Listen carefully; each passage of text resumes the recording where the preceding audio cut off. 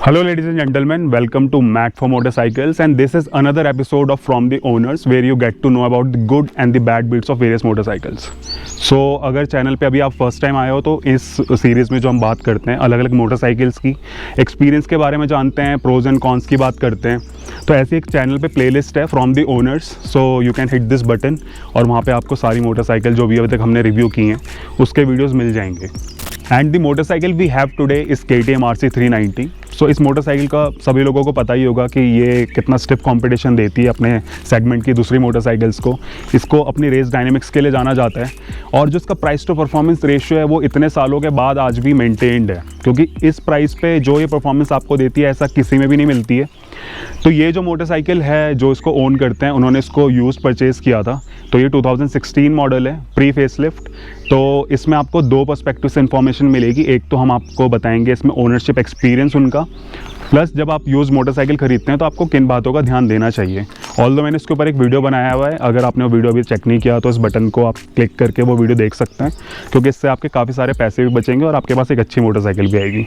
So I would like to call mister Ayush, welcome to Mac for motorcycles. Thank you.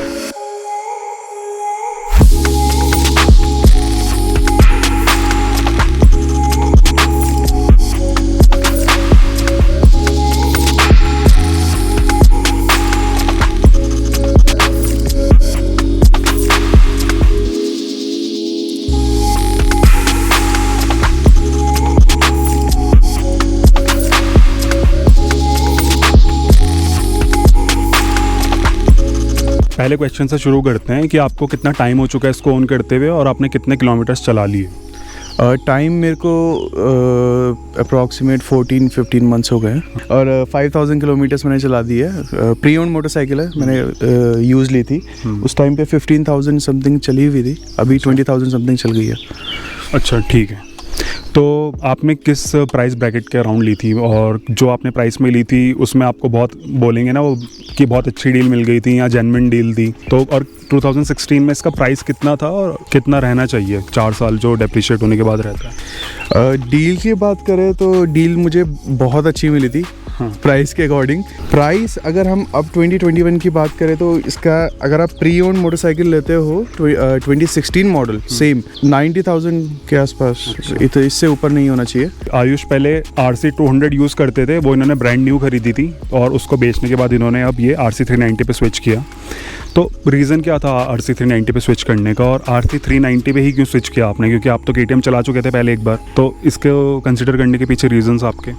Main reason मुझे power में update चाहिए था। Mainly मेरे को जो ट्रैक डेज होते हैं BIC में, तो वहाँ पे KTM का जो ट्रैक डे होता है उसमें 250 एंड 390 cc अलाउड है। तो मुझे वैसे भी पावर में अपडेट करना था और मुझे ट्रैक डे भी करना था, तो उस वजह से मेन रीज़न मेरा ये था 390 लेने का। और सिर्फ KTM मैंने चूज़ इसलिए करी क्योंकि मेरा पहले काफ़ी अच्छा एक्सपीरियंस था, इसकी परफॉर्मेंस बहुत अच्छी है और आप कभी बोर नहीं हो सकते इस बाइक से, मतलब इट्स ऑलवेज एंटरटेनिंग, ठीक है, और इसलिए मैंने इसको चूज़ किया। KTM खरीदने का एक जो प्लस पॉइंट वो ये है ना कि ये लोग काफ़ी ज़्यादा मतलब एंगेज रखते हैं अपने राइडर्स के। मतलब आप इनकी अगर मोटरसाइकिल खरीदोगे एडवेंचर, तो एडवेंचर डे होता है उनका, जैसे उन्होंने बताया ट्रैक डे होता है RC ओनर्स के लिए, ड्यूक के लिए ऑरेंज डे होते हैं, ऑरेंज राइड होती है। तो ये सारी चीज़ें, ये पर्क्स मिलते हैं आपको KTM ओन करने पे।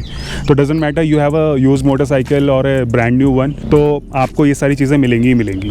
अच्छा, एक चीज़ और कि जैसा आपने बताया कि ये सारे रीज़न थे आपके कंसिडर करने के, लेकिन इस सेगमेंट की बिल्कुल एग्जैक्ट आपको इतनी एग्रेसिव राइडिंग पोजीशन वाली तो मोटरसाइकिल नहीं मिलती और इतनी पावरफुल भी ना मिलती, लेकिन फिर भी कुछ ऑप्शन हैं। जैसे यूज़ मोटरसाइकिल में अपाचे RR 310 है और आपने खुद ही बताया R3 है, या इस टाइप की मोटरसाइकिल्स हैं। तो उस पर जाने का नहीं सोचा आपने कि अब KTM चला ली तब स्विच करके कोई दूसरे ब्रांड पे चले जाता हूँ? TVS नो डाउट बहुत अच्छा ब्रांड है, मतलब इंडिया में तो रेसिंग तो TVS ही सपोर्ट करता है सबसे ज़्यादा। बट TVS का अपाचे जो RR 310 आती है वो मैंने कंसिडर नहीं किया, क्योंकि उसमें वही है, पावर कम है इससे। नो डाउट पावर अच्छी है उसमें अपनी सेगमेंट के हिसाब से, बट कंपैरेटिवली इससे कम है। R3 की बात करें, R3 इज़ वेरी एक्सपेंसिव और वो मिलनी भी काफ़ी मुश्किल होती है, रेयर है काफ़ी ये बाइक्स। और निंजा 300 वही है, डुअल सिलेंडर, तो काफ़ी स्मूथ इंजन उसका है, बट वही है कि उसकी मेंटेनेंस काफ़ी ज़्यादा है। तो मतलब आप 6 आर ले लो और आप निंजा 300 ले लो, उसकी मेंटेनेंस, उसकी सर्विस कॉस्ट वगैरह ऑलमोस्ट सिमिलर ही है। तो उसको लेने का कुछ मतलब प्रैक्टिकल सेंस नहीं बनता। तो अगर ओवरऑल की बात करें परफॉर्मेंस और मेंटेनेंस वगैरह को लेके, तो this is the best option you can go with. Overall package काफ़ी अच्छा है KTM RC, है ना। चलिए ठीक है। तो जनरली मैं सबसे पूछता हूँ कि आपकी फ़र्स्ट सर्विस तक क्या इशू आया था, कैसा आया था, लेकिन अभी तो ये पूछेंगे नहीं आपसे। इसको अब आपने जैसे 5000 चला लिया, तो उस बीच में आपको कुछ ऐसा पता चला कि गाड़ी में कुछ प्रॉब्लम थी, आपने खरीदी थी उस टाइम पे नोटिस नहीं किया, या फिर कुछ ऐसा हो कि कंज्यूमेबल्स हों इस मोटरसाइकिल के, या इस पे हो कि 2016 मॉडल में हर मोटरसाइकिल में कुछ इशू था, वो आपको पता चला हो, ऐसे इस टाइप का कुछ प्रॉब्लम्स हुई अभी तक आपको? हाँ, मैं कहाँ से शुरू करूँ? हाँ, तो मेजर इश्यूज़ मेरे को काफ़ी, सबसे ज़्यादा मेजर जो इशू था वो इंजन का था। जब मैंने इसको 2000 किलोमीटर्स अप्रॉक्सीमेट चला ली थी, तो हम एक राइड पे हम मसूरी से डाउनहिल आ रहे थे। तो उसमें डाउन शिफ्टिंग के टाइम पे मुझे वाइट स्मोक, मेरे फ्रेंड ने पीछे से देखा वाइट स्मोक आ रहा है एग्जॉस्ट से। तो हमने रोका, हमने देखा, हम फिर उसके बाद सर्विस सेंटर लेके गए राजपुर में, राजपुर रोड पे जो है। तो उन्होंने बताया मैकेनिक ने कि इसकी तो पिस्टन रिंग्स डैमेज हो गई है। अच्छा। तो फिर और पूछा तो उन्होंने बताया पिस्टन किट इसमें नहीं डलेगी। इससे पहले, अब वो इंजन का खर्चा तो खुल गया, उससे पहले मैं एक राइड पे गया था, तो हमारे एक भैया हैं, तो वो आगे गिर गए थे। अच्छा। ड्यूक 200 में। अच्छा। हमारे विंगमैन। अच्छा। तो हाँ, वो गिरे थे, तो उनके चक्कर में वहाँ पे ग्रेवल्स थे, उसकी वजह से वो गिरे थे। तो मैं ABS, मुझे तो पता ही था ABS में, तो मैंने पीछे का ब्रेक, मैं एक हाथ मैंने छोड़ रखा था कि रुक जाओ पीछे वाले ट्रैफिक के लिए। मैंने रियर ब्रेक मारा, तो वो इतना ज़्यादा लग गया, उसका टायर ही लॉक हो गया रियर का। अब ABS के साथ तो टायर लॉक होना नहीं चाहिए, और मैंने वहाँ पे देखा उसकी तो लाइट जल रही है ABS की। और मैंने ये नोटिस करी नहीं, मुझे ये लगता था कि जब ABS की लाइट जलती है तो चल रहा है। ये वो चीज़ मुझे बाद में पता चली। अब मैंने फिर वो दिखाया, सर्विस सेंटर ले गया मैं। तो उन्होंने बताया भाई साहब इसका तो ABS की मोटर, उन्होंने वो क्या होता है उसको, ABS यूनिट ही खराब, ABS यूनिट, वो जो उनका कुछ मीटर डायग्नोस्टिक टूल जो होता है वो चेक करके उन्होंने बताया कि ABS की मोटर इसकी ख़राब है। तो अब वो मैंने बोला कि ठीक है कर दो फिर। उन्होंने बोला वायरिंग नहीं ख़राब है सर, ABS की मोटर ख़राब है, काफ़ी एक्सपेंसिव है, आप सोच लीजिए। फिर मैंने पूछा कितने की है, फिर मैंने नहीं कराई। अच्छा, कितने की थी वैसे वो, कितने का बॉम्ब था वो? 25,000 का था। यही सब चीज़ें होती है जो छोटी छोटी आपको ध्यान देनी चाहिए ताकि मोटरसाइकिल आपको सही मिले। अच्छा, ये तो आपने बता दिया कि ABS में 25,000 रुपये का खर्चा बताया, तो आपने करवाया नहीं, लेकिन इंजन तो करवाना ही पड़ता आपको। तो उसका कितना बताया उन्होंने कि जो आपकी लॉटरी कितने की है वो? ये मेरे को अप्रॉक्सीमेट इंजन का 32,000 का बॉम्ब पड़ा था, तो वो तो करवाना ही था, वो मैंने करवाया है। और अब ठीक है, क्योंकि 2016 मॉडल जो आपने पहले क्वेश्चन पूछा था कि मेजर जो इश्यूज आते थे इस मॉडल में, ये यही था। 2016 तक के मॉडल्स में इसकी पिस्टन रिंग्स एक टाइम पे डैमेज हो जाती थी 17,000-18,000 किलोमीटर्स। तो प्रीमेच्योर वेयर एंड टेयर है तो, क्योंकि 17,000-18,000 तो वैसा कुछ भी नहीं होता है। आपकी मोटरसाइकिल्स में मैंने देखा है कि उनके इंजन लाइफ काफ़ी बेटर है KTM की as compared to the older models, है ना। चलो ठीक है, ये तो अब आपने बताया कि आपको ऐसे ऐसे सरप्राइजेस मिले, इसके साथ आपने खर्चा किया। अब मोटरसाइकिल आपकी ऑलमोस्ट ब्रांड न्यू हो गई इंजन वाइज, है ना। तो लेकिन जब आपने इसका इंजन रिबिल्ड कराया होगा तो आपको इसका ब्रेक इन पीरियड भी करना होगा, किया होगा आपने, फिर सर्विस कराई होगी। तो इसका सर्विस इंटरवल कितना है इसका, और सर्विस की कॉस्ट कितनी आती है जो पेड सर्विसेज जो होती हैं? इसका सर्विस इंटरवल तो 7,000 किलोमीटर्स है वैसे, या 365 डेज, आप कुछ भी कंसिडर कर सकते हो। और खर्चा इसमें अप्रॉक्सीमेट 2,000 to 2,500 के आसपास आता है। इस मोटरसाइकिल स्टैंडर्ड वारंटी 1-2 साल जो भी रही होगी उस टाइम पे, लेकिन कुछ लोग ना एक्सटेंड भी करवाते हैं जो लगभग 2 से 3 साल की होती है। तो जब आपने मोटरसाइकिल खरीदी तो इसमें एक्सटेंडेड वारंटी मिली थी आपको, या फिर ये स्टैंडर्ड वारंटी पे चल रही थी जो एक्सपायर हो गई होगी अब? हाँ, वो स्टैंडर्ड वारंटी थी, वो एक्सपायर हो गई थी, क्योंकि 4 साल 2016 का मॉडल है, 2020 में मैंने लिया, तब तक तो कोई मतलब नहीं होता वारंटी। और जिनका जो ये ओनर थे भाई साहब, वो तो उन्हें लगता है उनको बिल्कुल प्यार नहीं था बाइक से। अच्छा, तो आपने बता दिया कि आपका पर्पस क्या था इस मोटरसाइकिल को खरीदने का, इस पर स्विच करने का RC 200 से, लेकिन आप इसको यूज़ कैसे करते हो? कि मतलब आपकी कम्यूटर भी है ये, या फिर सिर्फ वीकेंड राइड्स पे जाते हो आप? लॉन्ग राइड्स का पूछना तो खैर बनता नहीं है इस पर, लेकिन स्टिल आपके क्या यूजेस हैं? मेरा यूज़ सिर्फ वीकेंड राइड्स होता है इसमें, मैं डेली कम्यूट के लिए इसको यूज़ नहीं करता हूँ। अच्छा। डेली कम्यूट के लिए स्कूटर या फिर कार यही यूज़ करता हूँ। मेरा मेन पर्पस सिर्फ राइडिंग का था जब मैंने ये ली थी RC। जब मैं 200 भी चलाता था तब भी मेरा यही रहता था, मैं सिर्फ राइड्स पे निकालता हूँ, वैसे नहीं डेली कम्यूट नहीं। अच्छा, तो लेकिन जैसे अब कोई कह रहा है कि सेकेंड हैंड मोटरसाइकिल खरीद रहा है वो ये, या फिर नई भी खरीद रहा है, लेकिन कई लोग होते हैं जो सिर्फ एक मोटरसाइकिल रखते हैं, जनरली लोग एक ही रखते हैं, तो ये बिना प्रॉब्लम के इसमें कम्यूट करना कितना कहाँ तक पॉसिबल है, या फिर अगर कोई लॉन्ग रूट्स पे जाना चाहता है, इसके एक ही मोटरसाइकिल रखना चाहता है कोई, तो ये है एक ऑलराउंडर मोटरसाइकिल बन सकती है किसी की या फिर नहीं? ऑलराउंडर प्रैक्टिकली मोटरसाइकिल तो ये मैं नहीं बोलूँगा, क्योंकि डेली कम्यूट के लिए ठीक है, आपको कोई प्रॉब्लम नहीं आएगी डेली कम्यूट के लिए, ट्रैफिक में भी ऐसा कोई मेजर इश्यूज़ नहीं आते हैं इसमें। हाँ, जो लोग बोलते हैं हीटिंग होती है, हीटिंग इश्यूज़ आते हैं, तो वो कोई प्रॉब्लम नहीं है। हीटअप होगी बाइक जब चलेगी, सिंगल सिलेंडर है, 373 सीसी है, तो इतना हीटअप थोड़ा बहुत करेगी, फ़ैन अपना काम पूरा करता है, उसकी कोई प्रॉब्लम नहीं है। अगर आप लॉन्ग राइड्स पे इसको यूज़ कर रहे हो, तो अगर रोड्स सही है, मतलब if the roads are even, मतलब बिल्कुल सही है, ऑफ रोड नहीं है, अनइवन रोड्स नहीं है, तब तक ये बाइक ठीक है, आप कर सकते हो लॉन्ग रूट, ठीक है। बैक में पेन नहीं होता, जो लोग बोलते हैं बैक में पेन होता है, अगर आप इसको आरसी चलाते हो तो आपको बैक में कभी पेन नहीं होता, आपके शोल्डर्स में एक बारी को पेन स्टार्ट हो जाता है, क्योंकि आप लॉन्ग रूट्स पे जाओगे, या फिर क्योंकि उसमें ऑब्वियस ये बात है कहीं पे ऑफ रोड भी आएगा, अनइवन रोड्स आएंगे, तो वो डायरेक्ट इफेक्ट डालता है शोल्डर्स पे पीछे। अच्छा। तो यहाँ पे पेन होता है। हाँ, ये मैं बोलूँ, क्योंकि मेरा खुद का एक एक्सपीरियंस था, जब मेरे पे RC 200 थी, मैं चोपता गया था। अच्छा। तो वहाँ पे तो मतलब 80 उस टाइम पे जो ये ऑल वेदर रोड का जो प्रोजेक्ट था वो मतलब 20% बना होगा सिर्फ। अच्छा। और बाकी 80% ऑफ रोड था। हाँ। तो भाई साहब मत पूछो। मतलब कर सकते हो, लेकिन प्रॉब्लम होती है, इतनी ज़्यादा कंफर्टेबल नहीं रहोगे आप उसमें। तो वीकेंड्स पे अब आप राइड पे जाते होंगे, थोड़ा एग्रेसिव भी चलाते होंगे, है ना? तो नेचर ऑफ राइडिंग है कैसे वैसे आपका, आप खुद ही बता दो एक बार। राइड्स पे हम जाते हैं तो एग्रेसिव ही होता है, मतलब RPM तो रेड लाइन ही रहता है हमेशा। हाँ।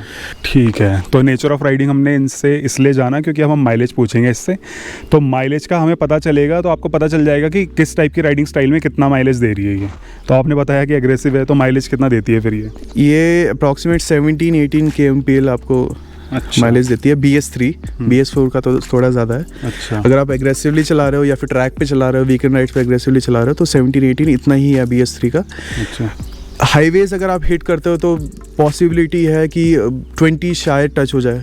चलो ठीक है, ये तो हमने सारी डिटेल में बात कर ली, लेकिन अगर अब मैं आपसे पॉइंट्स में पूछूं कि RC 390 के प्रोज क्या हैं, तो वो क्या क्या लगे आपको? फर्स्टली बोलूँगा इसकी परफॉर्मेंस, इसका राइडिंग पोस्चर एग्रेसिव है काफ़ी, तो ये यही लगे आपको प्रोज एंड कॉन्स? प्रोज इसमें हाँ। है ना, तो प्रोज के साथ इसमें कॉन्स भी होंगी, है ना? तो कॉन्स में आपको क्या क्या लगता है कि एज अ यूज़र आपको क्या लगा कि इसमें ये दिक्कतें हैं? कॉन्स में सबसे पहले तो वही जो मुझे इंजन की रिलायबिलिटी है, जो BS3 इंजन होता था उसमें बिल्कुल रिलायबल नहीं है वो।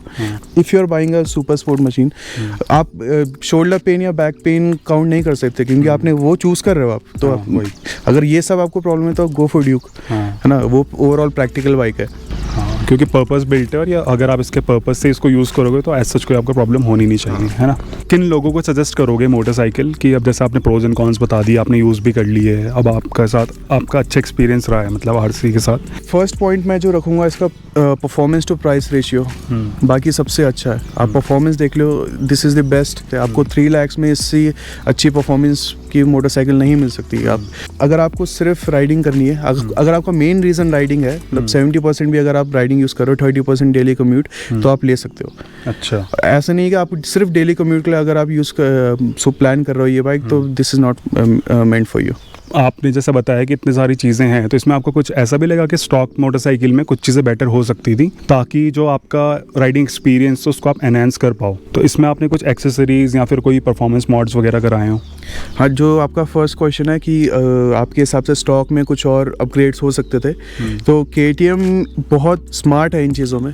इसलिए जब 2016 के बाद 17 मॉडल आया, उसमें जितने भी प्रॉब्लम्स कस्टमर्स की थी वो सारी सारी रिजॉल्व हो गई, और उसी के हिसाब से मैंने अपनी RC में भी वो सब कुछ अपग्रेड्स करवाए थे। जैसे हैंडल बार्स हैं इसके, ये 2017 के बाद जो इंट्रोड्यूस हुए हैं वाले हैंडल बार्स है, वाइडर है, 1.5 इंचेस ईच फर्क है। हाँ, ये लॉन्गर और वाइडर है, तो इसमें काफ़ी मेरे को एडवांटेज मिला है। सिंटेड ब्रेक पैड्स मैंने इसमें इंस्टॉल करवाए हैं, तो इसमें ब्रेकिंग में इसकी काफ़ी अच्छी वाइट है। आपने तो वीडियो देखी है, स्टॉप पे लग जाती है क्योंकि ABS नहीं है। क्योंकि ABS नहीं है। अगर लुक्स की बात करें, लुक्स में अपडेट तो मैंने एक टेल टाइडी बस कराई है। अच्छा। वो कहने वाली बात होती है ना कि क्या बोलते हैं उसको, for the sake of modification, for the sake of modification and weight reduction. Oh my God, he saved 6-7 kgs और अब ये इनका जो स्प्रिंट टाइमिंग है वो काफ़ी अच्छी हो चुकी है इसके बाद। तो ठीक है, अब इसको हम यहीं पे क्लोज करते हैं चीज़ों को, आपका ओवरऑल एक्सपीरियंस जानने के बाद। ओवरऑल एक्सपीरियंस में मैं वो जो मेजर इश्यूज आए थे वो मैं काउंट नहीं करूँगा। तो अगर उसको हटा के बात करें, जो इंजन में और ABS में जो फेलियर्स आए हैं, उसके हिसाब से I am happy, completely satisfied with this motorcycle. और मैं सजेस्ट करूँगा, अगर आप RC ले रहे हो तो गो फॉर इट। तो बस यही है कि अगर आपको सेकेंड हैंड मोटरसाइकिल खरीदनी है तो फर्स्ट कि उसको आप अच्छे से इंस्पेक्ट कर लो। अगर कोई मैकेनिक आपके साथ जा सकता है, जो आपका कोई ट्रस्टवर्दी मैकेनिक हो, तो आप उसको लेके जाओ साथ में। या फिर इसका एक ईजियर जो ऑप्शन है वो ये है कि hit this button, I had made a video जिसमें मैंने बात करी थी कि जब आप यूज़ मोटरसाइकिल खरीदने जाएँ तो क्या क्या चीज़ें आपको इंस्पेक्ट करनी चाहिए। तो अगर मैं वो वीडियो पहले बना देता तो शायद आपके भी बच जाते कुछ। And he is that friend जिन्होंने मोटरसाइकिल खरीदी थी और ABS का उनका फेलियर आया था, जिस मैंने मेंशन किया था उस वीडियो में। तो यही इन्होंने बताया कि जब आप एक यूज़ मोटरसाइकिल खरीदते हैं तो आपको अब क्या क्या चीज़ें परेशानियाँ हो सकती हैं और आप उनको अवॉइड कैसे कर सकते हो। पहले से ही चीज़ें अपना होमवर्क करके अगर आप जाओगे कि इंस्पेक्ट क्या क्या करना है, सर्विस रिकॉर्ड आप निकाल सकते हो। डिटेल में हमने बात करी है इसकी इस वीडियो में जो मैंने आपको बताया। एंड थैंक्स मिस्टर आयुष कि आपने शेयर किया अपना एक्सपीरियंस। तो ऐसे ही मिलेंगे हम किसी नेक्स्ट वीडियो में। नहीं, सब्सक्राइब तो बोला ही नहीं। तो वीडियो अगर पसंद आया तो लाइक कर दो, और अगर कोई भी क्वेरी है या कुछ फीडबैक देना है तो आप कमेंट कर सकते हो। या फिर आपका कोई भी फ्रेंड है जो RC या फिर कोई यूज़ मोटरसाइकिल खरीदने का प्लान कर रहा है तो आप उसके साथ ये वीडियो शेयर कर सकते हैं। एंड सब्सक्राइब भी कर लो चैनल को, क्योंकि बिल्कुल फ्री है ये, और अभी सब्सक्राइबर बढ़ेंगे तो और लोग आते रहेंगे। वैसे इन्होंने भी मुझे मना किया था पहले, जब सब्सक्राइबर थोड़े कम थे, कि तुम्हारे चैनल पर सब्सक्राइबर नहीं है, मैं नहीं आऊँगा चैनल पर। तो अभी थोड़े से बढ़ गए हैं तो इनको मैं मना के लेके आया हूँ। तो ऐसे ही लोग आगे भी आते रहें, इसलिए आपको सब्सक्राइब करना है। और इंस्टाग्राम में भी फॉलो कर लो। अगर वहाँ पे आपको कुछ क्वेरीज़ हैं तो या तो आप डायरेक्ट आयुष से कांटेक्ट कर सकते हैं, या आप मेरे इंस्टाग्राम में आ सकते हैं, इट्स मैट फॉर मोटरसाइकिल्स। तो मिलेंगे ऐसे किसी नेक्स्ट वीडियो में, और वो भी आएगा संडे को शाम को 7 बजे। तो टिल देन, पीस आउट।